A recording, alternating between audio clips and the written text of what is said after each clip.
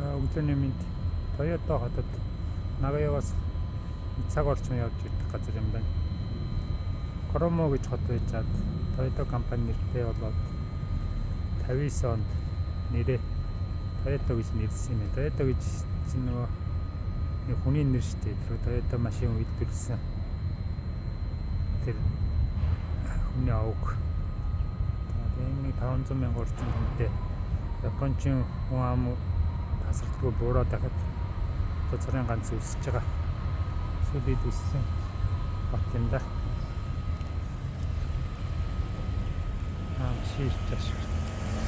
Тэгээд өчигдөр ч гэсэн би нэг бас машин хэлбэртэй хүнтэй юу тийм нийт хөмөр хийдэг Toyota-д гол нь Токиод үйлдвэрнэ байгаад Нагояд бодлооных нь шиг байгаа Toyota тэр машины үйлдвэрлэлт юм зардаг хүнтэй ярьж байлаа. Тэгээд тэр хүн ч гэсэн хэлжсэн.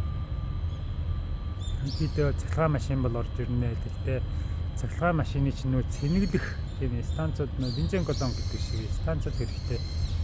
Тэрнийг хийх тийм амар биш учраас устдаар хийх амар биш учраас нөгөө хайбрид Prius шиг тийм машинууд нэлийн хэдэн жил явах болоо 10-20 жилдээ тийм амар бүгд цахилгаан машин руу шилжихгүй байх гэсэн санал хэлжээ.